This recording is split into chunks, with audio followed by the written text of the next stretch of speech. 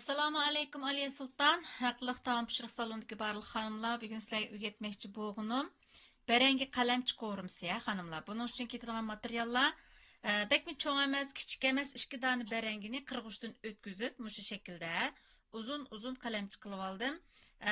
Pichoq bilan to'g'risanglar bo'ldi. Agar inchik to'g'rash ko'zinglar yetsa, pichoq bilan to'g'rab olsanglarmi bo'ladi.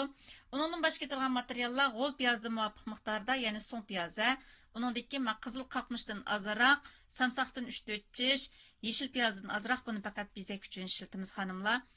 Ko'k qizilmishdan az miqdorda. Agar ochchiqroqni yaxshi ko'rsanglar, ko'parak salsanglar tamamen bo'ladi. Undan boshqa xonimlar bu qo'riminingki shu qo'rish jarayoniga ketilgan materiallar az miqdorda tuz, azroq kavov uchun, analdagi masalaga kuzda o'rgatgan sho'xliq yam qaynatish usuli bo'yicha qaynatib olgan sho'xliq yamiya. Bu xil sho'xliq yamini qaynatgan bo'lsanglar qaynatgancha, qaynatmagan bo'lsanglar odatdagi sho'xni ishlatsanglarmi bo'ladi. Bizning endi tayyorlamoqchi bo'lgan barangi qalamchimiz siz restoranlarda yeydigan oppoq holatdagi barangi qalamchisiga o'xshamaydi.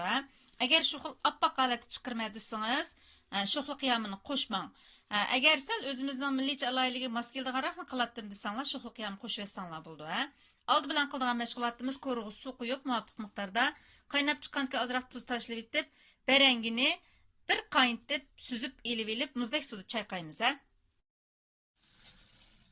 Mana xonim qizlar, qozonimizni qaynab chiqdi. Endi barangini solamiz.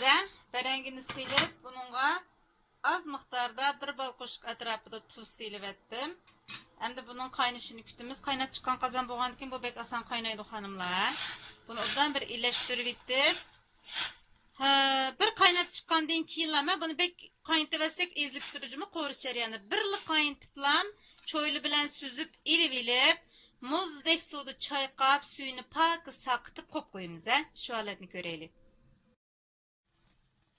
Mana xonim qizlar qaynab chiqdi ya. Endi qaynab chiqishiga o'tni o'chirib etdim. O'tni o'chirib etib, endi cho'yli bilan buni süzib elib olamiz xonimlar.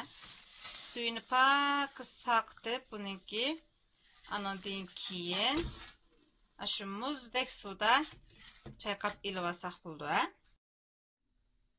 Mana qizlar, sovuq suvda muzdek suv chayqab süzib olgan holatimiz shu. Mushu holatni qo'yib qo'ysak bo'ldi xonimlar. Endi qozonga muvofiq moy quyib, qolgan xurishlarni qo'rib elib, mushuni silib aralashtiramiz.